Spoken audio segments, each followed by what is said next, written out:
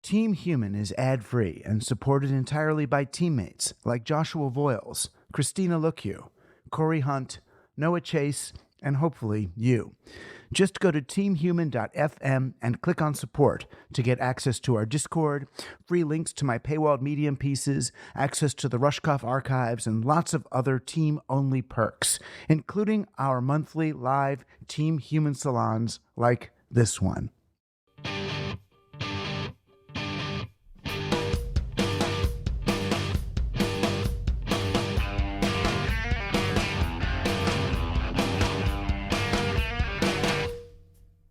You're on Team Human, Conscious Intervention in the Machine, an opportunity to model the best of human behavior, both for one another and any children who happen to be listening, whether biological or artificial.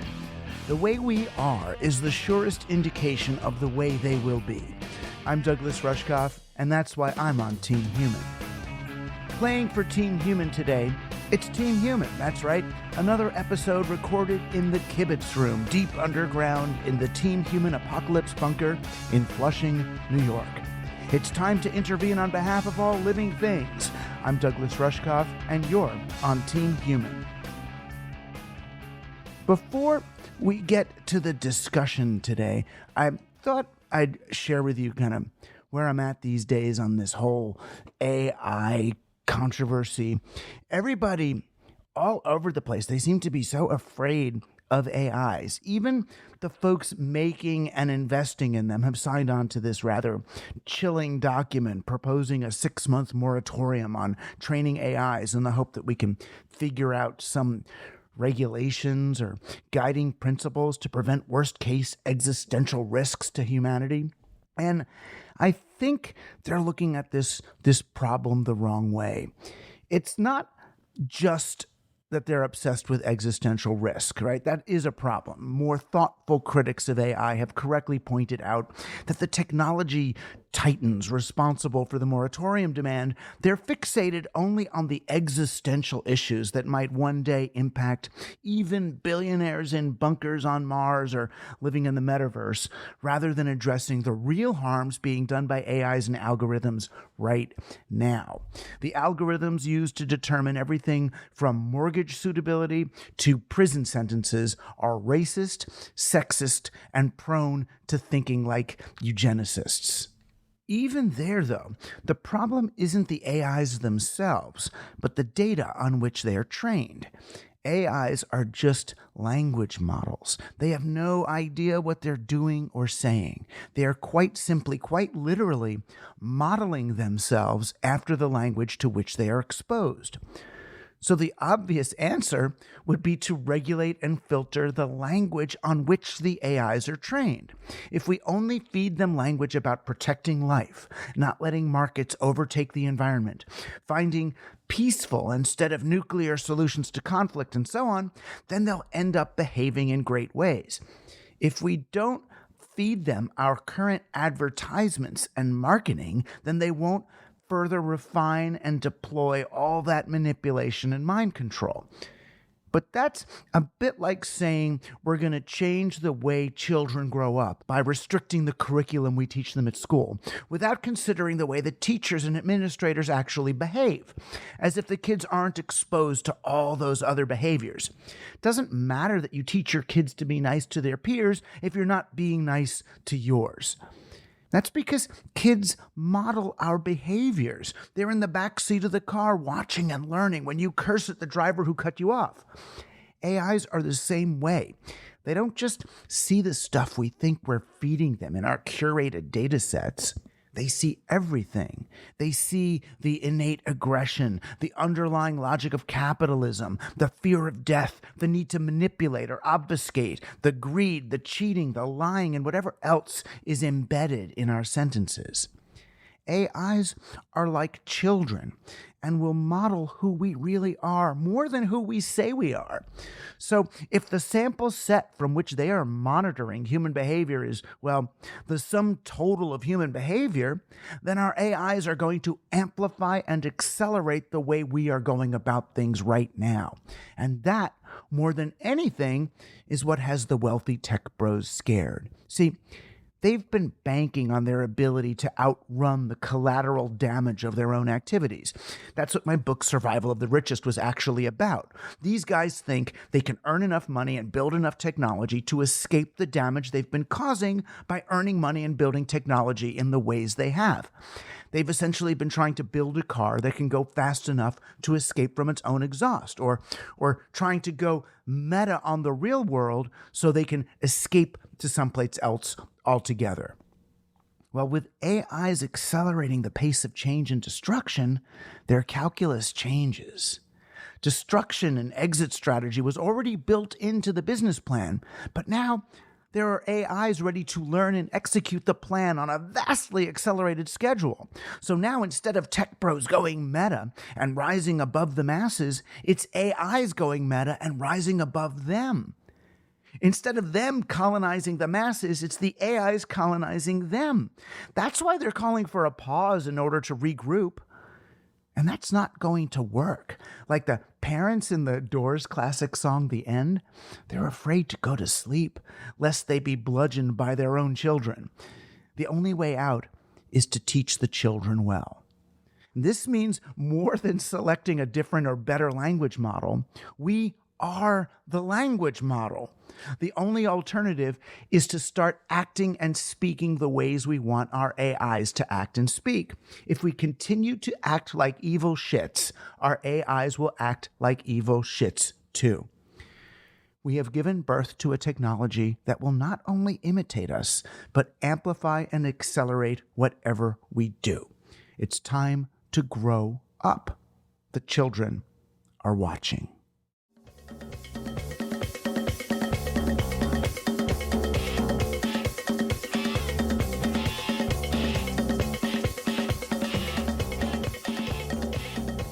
You're on Team Human. This is a special episode, one of our Team Human Kibbitz room conversations recorded deep in the Team Human apocalypse bunker, which you can actually get to by joining Team Human. Click on support, and you'll get access to our Discord channel where the conversation's occurring in text year-round, but hopefully at least once a month live in semi-person in our audio channel. So here's one we recorded on Friday, April 28th. I hope you like it. Welcome to Team Human. We're in the Kibbitz room. There was some confusion about what the Kibbitz room, what that means. What is Kibbitz? It's not dog food. Neither is it a Israeli commune. Kibbitz is like the Yiddish word for some ways it's like gossip. It's sit around. I mean, some people say it's to kvetch, like kvetch. That's really going to help if you don't know Yiddish already. Kvetching is like complaining about things. He's kvetching about this, kvetching about that. But kibbutz means it's kind of light kvetching. It's just where we sit and talk about stuff. And there was actually in Los Angeles, there's a deli. The deli is still there called Cantor's Deli. It's the Jewish deli, the original Jewish deli on Fairfax for all the Jews, I guess, who were going out to LA to start. And they had a little annex, like a restaurant next to the deli where you could actually get drinks. And that was called the Kibbitz Room. And I'd always loved that, the Kibbitz Room, because I knew what it was. You're going to go in there and you're going to kibitz. It's like what the old ladies do when they're playing mahjong at the beach club. They're kibitzing.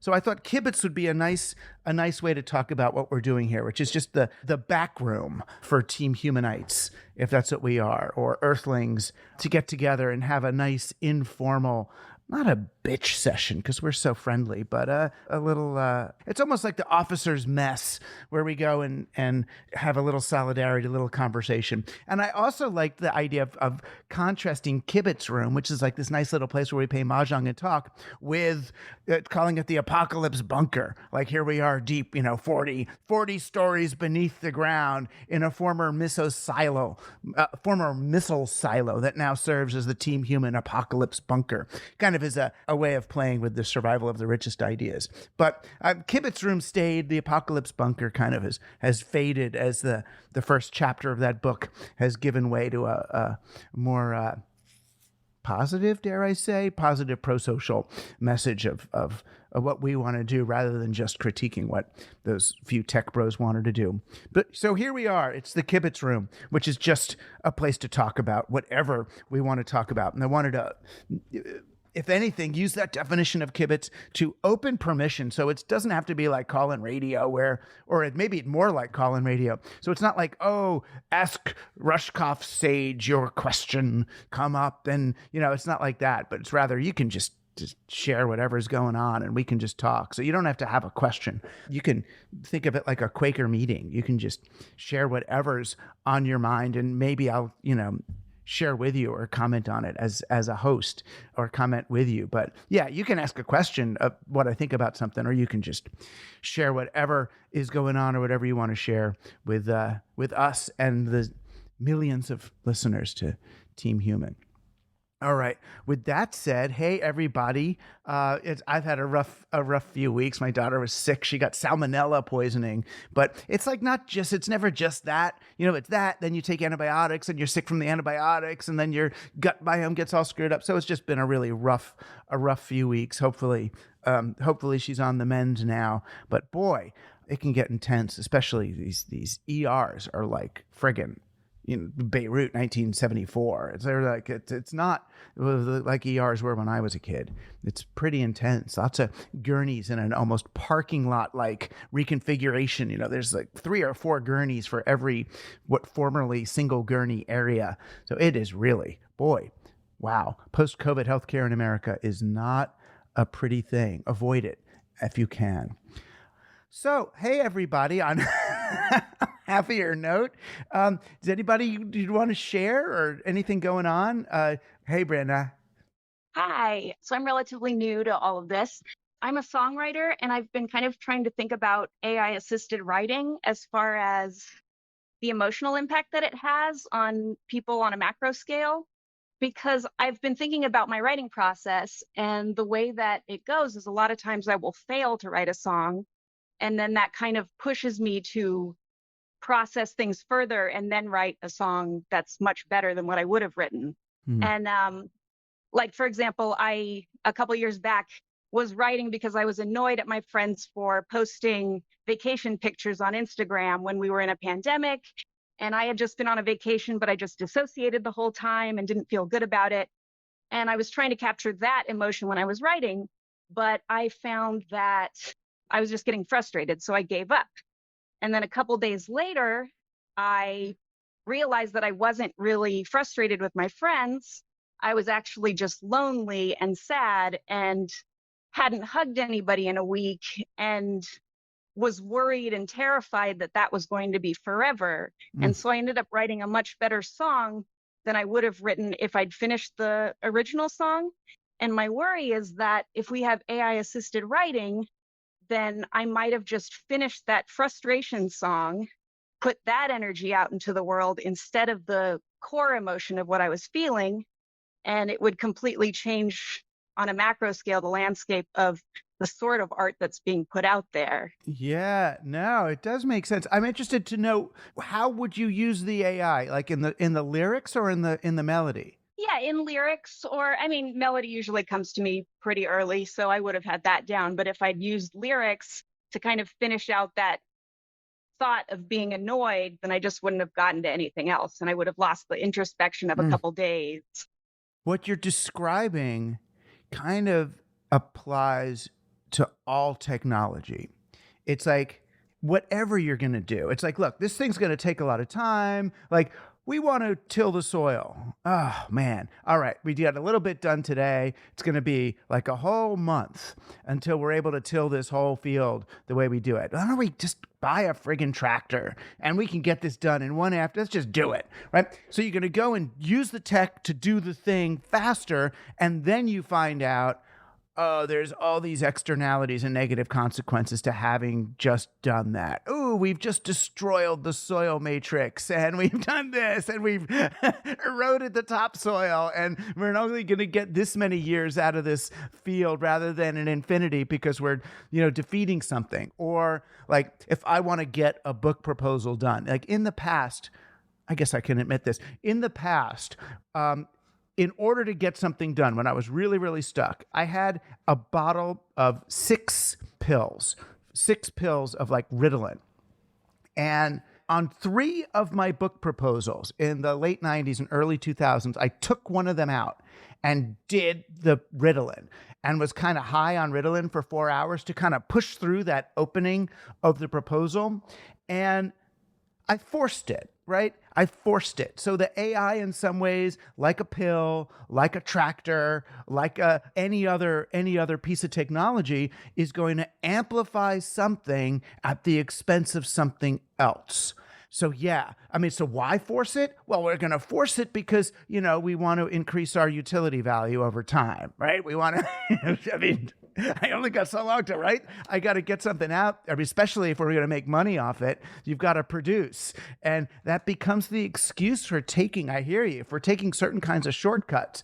I mean, I'm not saying not to use AI. I think using AI in specific and intentional ways, not in order to finish faster, but I mean, if I was going to consult AI for songwriting, especially for lyrics, it would be to find out what is the most cliche possibility here, right? Because that's what AIs are yearning for, is the most probable, the most possible thing, almost to see what not to do or to see if I can come up with a new combination. Or AIs are also, they're all about memory, right? Everything in the AI is using the past and pulling it towards the present. So it's like you kind of can get a glimpse of the entire history of that emotion as it's come forward because it's memorized it. It knows everything in Wikipedia or on the net. So there's definitely fun ways to consult AI like an oracle of the past in order to think about that as you move something into the future or into the present. But yeah, I hear you. And I'm so there. It's like, I used to see all these articles about writer's block, and people used to ask me, what do you do when you have writer's block? And no, I wouldn't tell them I still have 3 Ritalin left. I still have them. They're like a prescription from 1987. I still have them somewhere. But it's not like, oh, I'm going to take Ritalin if I get writer's block. What I would tell people is there's no such thing as writer's block. There's just the wrong time to write.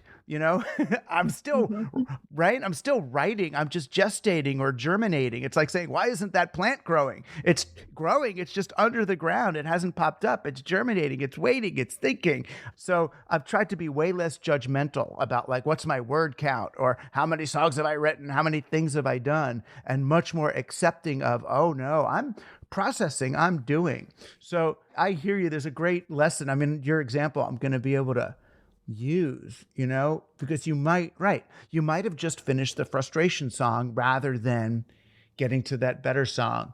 And boy, I so hear that. It's just such a hard lesson, especially when you've got a zillion. I mean, I got too many things. I'm doing too many things at once. I'm trying to please too many people, get too much work done. And that makes for bad work. I mean, not bad work, but it makes for incomplete work. I mean, you're so right. But yeah, I don't think it means that we've got to stop using it. I think it means, or stop using even tractors necessarily. It just means we've got to be aware that if we're going to employ an accelerant, we better have a damn good reason for needing that, right? And if you're not in the operating room, it's like, wait a minute, is this that critical that we want to take that shortcut? Lucky KW. Oh, Lucy KW. Hey, Lucy. Hi, hello. I've been out of touch for a while, so it's really good to be back with Team Human people. Yeah, I remember you from the 3D rooms that we had. You were running around in there. Absolutely, absolutely. And that really resonated with me, and it's been fascinating watching both Midjourney and Stable Diffusion on the imaging side, and ChatGPT just mature so fast, not just in terms of the AI technology, but in terms of the culture around it and people's expectations. And it was so interesting, both as a visual artist and a technologist, to see the first images were like, hey, look, I can do something in the style of something else. And it's a woman with large breasts. And what they were trying to do was just sort of emulate that shiny object. So this idea that you're skipping over and that you might go to something that's too obvious too quickly.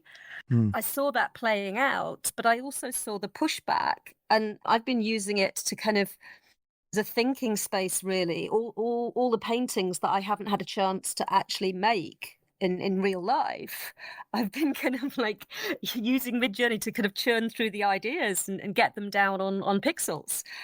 And I think for me, the real power in using these technologies is, as you were saying, to use them consciously and to be to sort of bring them into our creative or workflow, creative processes and workflows. But for me, the word I'm really working with is augmentative. So a lot of what I'm asking either ChatGPT or Stable Diffusion to do is just do what I would do normally, not just faster, but more efficiently and effectively. And because I can do those things for myself, I am able to better evaluate and train the AI, basically, especially with ChatGPT. I can say, no, that was wrong. That's not what I intended. And just watching the AI learn from my feedback through the language interface has been incredible. So one of the things I'm working towards is using chat to support people with cognitive impairments to be able to participate better in health appointments and to be able to have the kind of support that normally is offered by a human. And at the moment, I don't know if it's the same in the US, but here in the UK, that kind of support is really hard to come by if it exists at all for people. And so, especially during the pandemic, there were people who just couldn't explain what their health issues were. And there was nobody there to help them do it. If we can build new interfaces that support people and that pull people out of some of the holes that society and our cultures put them into, or pull them out of disassociation or despair, I think that is the most gorgeous mission for AI. The thing is, you're talking about the difference between, first, really, the difference between the way an artist would use a tool like AI and the way an industry would use a tool like AI. So the industry is using AI and the arts to replace us, right? To get crap, right? To get t-shirt art, and we're using it to experiment, to have a strange digital partner in this. It's very different. It's the same as, real artists will go into, old fashioned magazines and clip pictures and play around. I mean, it's part of it. But you're bringing consciousness to it. It's the opposite of moving toward the cliche. It's kind of pushing through cliche, and you're right. When you use the word augmentative, it goes back to Douglas Engelbart in that first essay he wrote, God, whenever that was in the 60s, augmenting human intellect, a conceptual framework. That was the whole point of computers and these interfaces was how do we augment humans rather than replacing them? Then, and you're right, it does take you right to access for the disabled. And, what we found when we were doing, I used to be at Interactive Telecommunications program at NYU, doing some of the early work on kind of digital access and how do you make interfaces more accessible for everybody, that when you make something more accessible for so-called disabled people, the interfaces become better for non-disabled people, right? And I can't imagine, in terms of communicating with your doctor, I mean, I'm not disabled, but I've done those Skype calls and those Zoom meetings with me and my wife or me and my daughter, and it's like, why can't we communicate here? And any of the tools that you're developing are going to make it easier. Even if they look silly at first, we're finally going to be able to have that, the communication that we're still lacking. So it's like, look at all the cognitive and emotional states we've been leaving out, right? So we do not build calm technologies, we build utilitarian technologies. So when the doctor and the patient are speaking, or anybody are speaking, we're not in our I hate to use the word like best, but we're not in our calm, best emotional state. At best, we're in a dopamine state. It's so hard to get any sort of oxytocin, any sort of calmness, how can we're not even operating at cognitive efficiency when we're using these things because they're rough and interruptive and alienating. And how do you perform? We perform in a very specific way, I guess is the answer. But yeah, let's hear what other people have to say about that and whatever they're bringing to this table. So thank you, Lucy. Hey, Viv, how you doing? Hello. So I guess I wanted to talk about like kind of it's not like I really have that much to say about it, but it's just a theme that pops up a lot in my life, and I'm really working through it, which is fear, like overcoming fears. And I'd be interested in hearing what all you think about like fear and overcoming fear, because it's been a really interesting topic for me. Yeah, it's interesting. I mean, fear's good for us, right? I mean, we got it for a reason. If it wasn't for fear, we wouldn't have known to like run away from the saber-toothed tiger, and maybe wouldn't have the adrenaline to get Yeah. away. A little bit of fear, certainly in a dangerous world, kept us safe. It's just, the interesting thing, it goes back to technology, is human beings got really good at addressing their fears, right? With, houses and guns and up barriers. And, we've in some ways, the world that we've built around ourselves is a response to fear, trying to eliminate all possible fears. And we've ended up, of course, creating other ones. You there's a balance, and then there's, I look at, indigenous people, and they're like sleeping outside and stuff. And I'm thinking, oh, well, that's so cool and all that. But, snakes and stuff are coming, right? So how do they fall asleep knowing they might wake up with like a snake?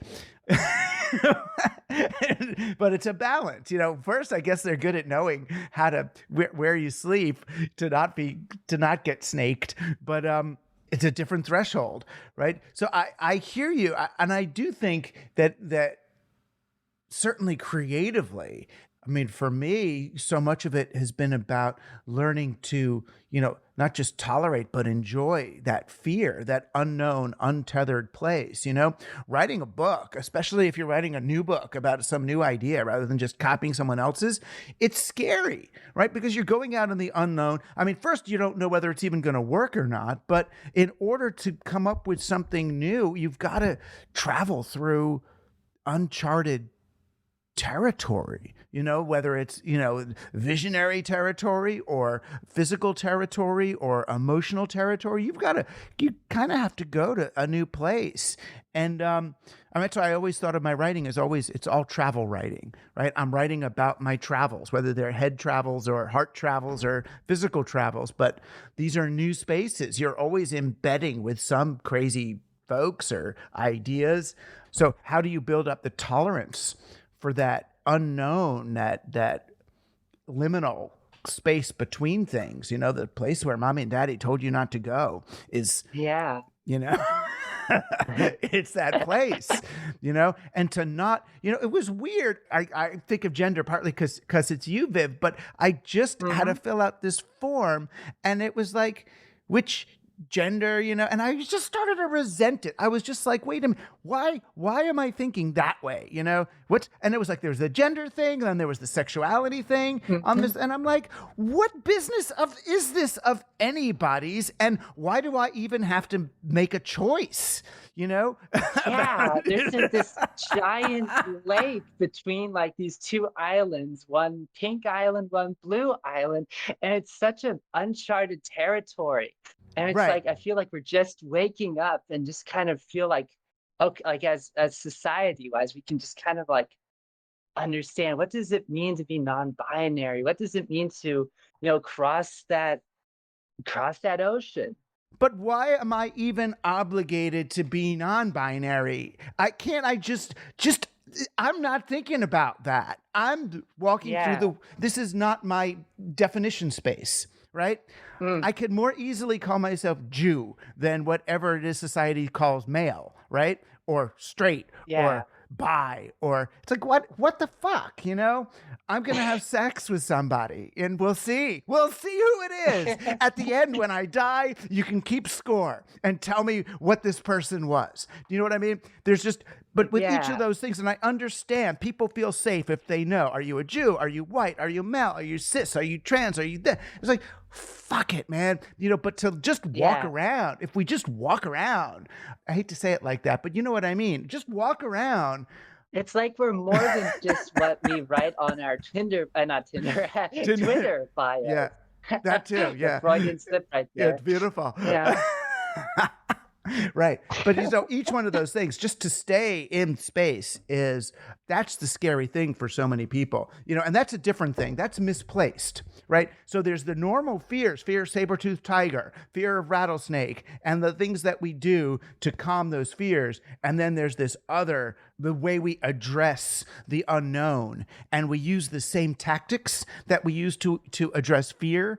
And they're two different things. We should be able to embrace the unknown, live without the training wheels, without even the words. In the West, our words are nouns. We get nouns for things. Oh, that's what this is. That's what this is. That's what that is. Once you have the noun, it's in its box. It's done. It's over there. It's a thing. And it's like, sorry, buddy, that thing is a tree, and it's thinking, and it's watching, and it's loving, and you can't. There's so much aggression involved in that, and putting things where they gotta be, right? In order to create this illusion of comfort and, and safety, to go back to the thing of fear. I feel like that, as they say so well in Dune, fear is the mind killer. So and it is interesting because the digital technologies that we have are really good for labeling things and sorting things and putting everything in its little place. And in some ways, doing that so much engenders the fear response, right? Because if labeling all these things and, de-animating things, the way Francis Bacon or a scientist would de-animate things in order to be able to quantify them and label them and say what they are. This is biology. This is a butterfly, kill it and stick it with a pin on the wall. There's the butterfly. It's not a butterfly. It's a corpse, right? But I get it. But we're living in a world where that's being done so much, whether things are being productized or labeled or gendered or specified or tabulated or modeled by an AI, that we're living in a world where that circuit has been so amplified. The label the thing and stick it over there and put it in a category. No wonder we're afraid so much of the time, right? Because we're living in a world as if we needed to do that when we actually didn't. The sorting function is a digital bias, not necessarily a human one, except under that kind of duress. Hey. Hi, friends. Hearing everyone talking about AI, that's where my threads were thinking initially. So I followed Duncan Trussell for a while, and I would love to hear you all talk again, especially since he's sort of like had a moment of turning around on it where he was very optimistic and utopian about it for a while, and then recently he had an intro where he's sort of coming down to earth a little bit and talking about the struggle of an artist and how sort of what Brenna was talking about like the frustration and the time that it takes to perfect a skill. You could spend 10 years to get good at art or music or comedy or whatever it is, and part of that struggle is something that's uniquely human.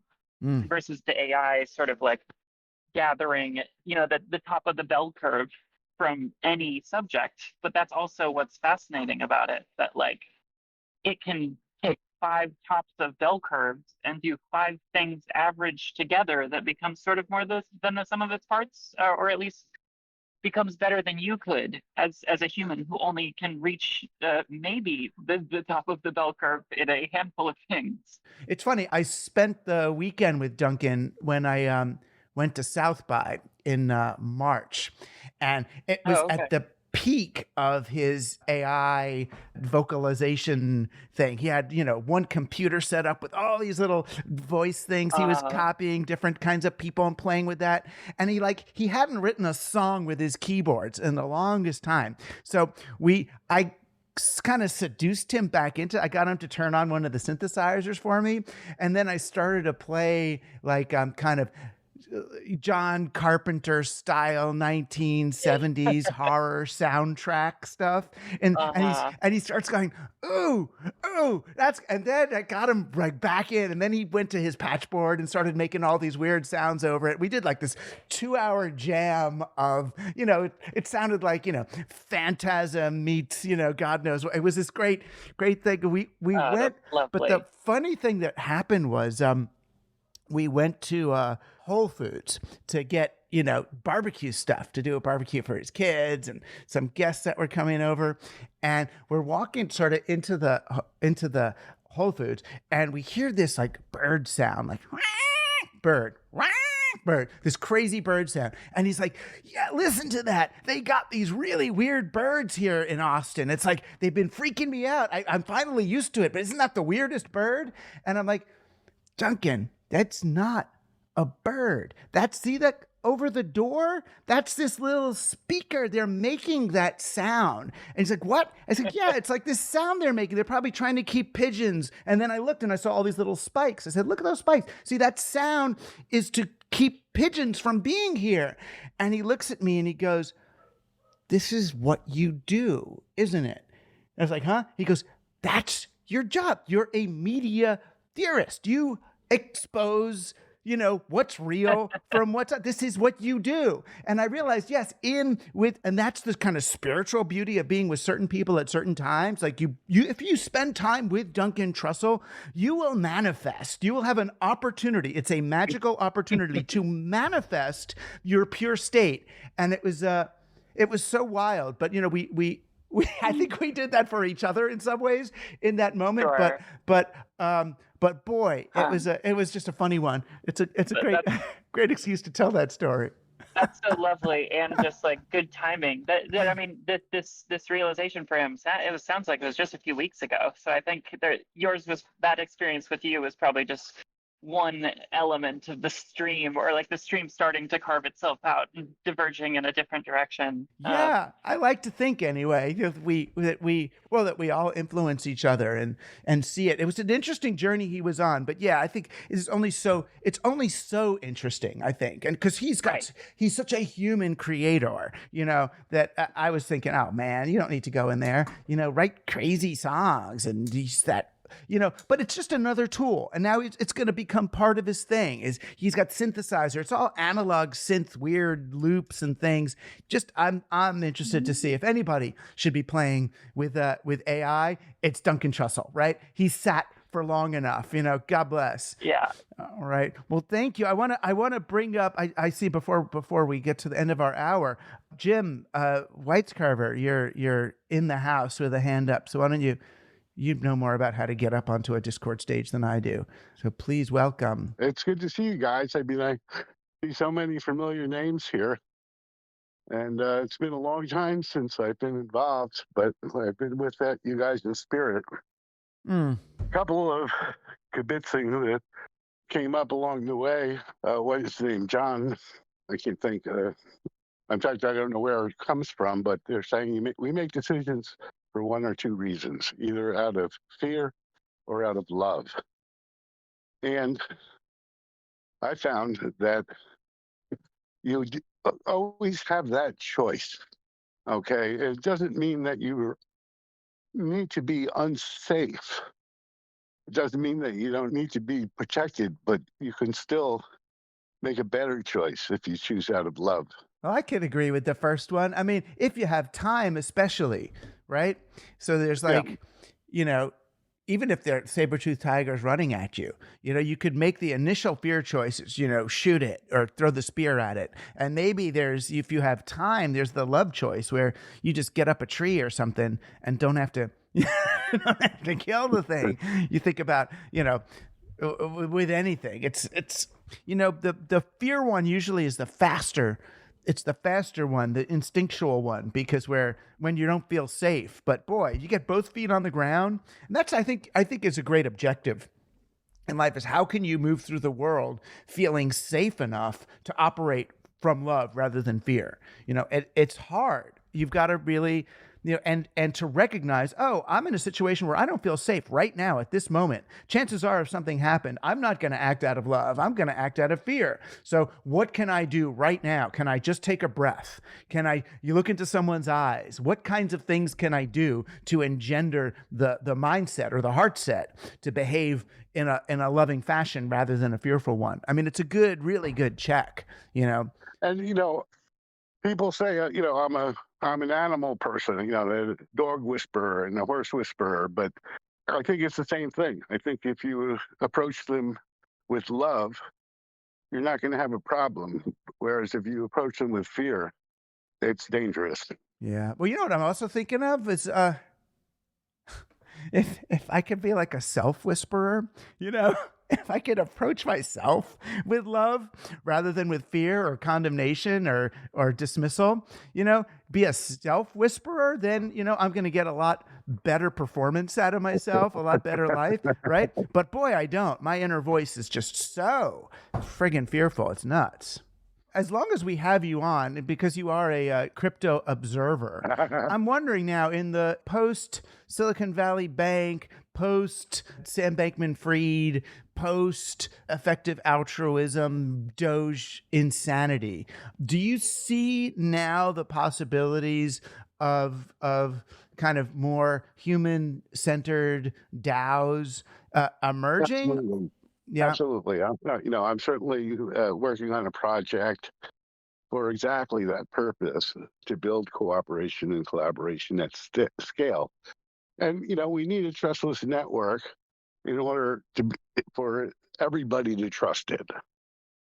But we need, without building trust on those networks, they're evil. They have so many downfalls, but decentralized organization at scale, starting with the person, the individual, and then peer-to-peer connections and the groups and autonomous governance at the group level. There's a lot to it. It's not simple, but I do have a working prototype of a good piece of it with liquid democracy and trust metrics. So I think there's hope. And I think there's hope for the artificial intelligence as well, primarily as a teaching tool. Right. It's not that it replaces teachers, it doesn't, but it can be an extremely effective teaching tool. Yeah, I feel like these technologies need to be, like the original internet was kind of discarded by the military. They thought it was going to be for all these sort of nuclear scientists to share their military secrets and keep us going in the event of a nuclear war, but they kept sharing like their favorite Star Trek episodes and recipes for stuff. So the government and DOD was just like, oh, screw this thing. Let's get rid of this. They tried to give it to AT&T and they didn't want it. So I'm almost hoping that happens with crypto, that they go, all right, look, we're not just going to make $1 zillion on this thing. We don't care about it anymore. And then the people can go, oh, what's this for? What can we do with this that actually helps us? Do you remember the French effect? No. No, I thought you were around then. Maybe you weren't. It was the French government figured out that it was cheaper to give everybody a terminal than to print the phone books. And the network got overloaded with sex chat. And it was called the French effect. When you bring up a network like that, it's going to be used for things that you don't anticipate. Well, it's the story of VHS, the story of so many great technologies. Yeah, we're addressing the various sexual differentials in our society. I know somehow it comes back to that. I think AI will most help the independent learner, but I think it's a tool that probably most kids can benefit from using. Yeah, exactly. From using and playing with, and it's just, boy, with any of these, I mean, I hear you. It's with any of these. It's about seeing them as how can we partner with them? What can we learn from them? But it requires us to then look at society a little bit differently. If you're putting kids in school and making them write papers they don't want to write and take tests about things they don't care about and constantly judging their performance and making school about assessment, then they're going to use the AIs to do better on their assessments. If instead you have a school that is about exploration and interrogation and helping kids learn about things they want to learn, then they're going to think, oh, look at AI. I can use this to do that better. And boy, wouldn't that be a whole different thing? So I've never blamed AI for any of this. I always blame the context that we're in, because we're going to use the tools, there's some societies where you're going to use gunpowder for fireworks and some where you're going to use it for subjugating other people. Which society you want to be in. And if we ever expect cooperativism to challenge capitalism, we have to have our AIs cooperate. Yeah. So that we have equal power, so to speak, or as a mass. Yeah. No, I hear you. And the biggest challenge I always have when I'm speaking to cooperatives is getting them to follow that last rule of cooperatives, which is cooperatives cooperate with each other. They're always competing. Oh, our co-op is better than their co-op. That's not how it works, my friend. It's not how it works. Let me just, if it's okay, I've never done this. I want to invite John Lipkowski up because I see him there. He's been a mentor of mine for 30 years, I hate to admit, but it'd be great. John, you want to take us out? Oh, cool. When we were at PJ Chang's or whatever that place was called, and PF Chang's, yeah. PF Chang's in Austin, and I turned to you and I was like, well, what do you think of AI? And you said what did you say? You said, what do you mean? Do you remember what you said? She's like, you mean, what do I think of? Simulated intelligence, probably. Or yeah, or language. That. Yeah, or it's like you basically suggested that it's just a language process search engine, Well, yeah. I mean, AI at this point, and I don't see it changing that radically. At least text AI is you have a language learning model that incorporates a huge amount of data, and you have some algorithms that have been created to facilitate a sort of conversational response to a query. So you make a query that is a conversational query and you get a response that is a conversational response. But people are reading a lot into that. It's like, that doesn't mean that you're talking to some intelligence in the sense that you're talking to another person.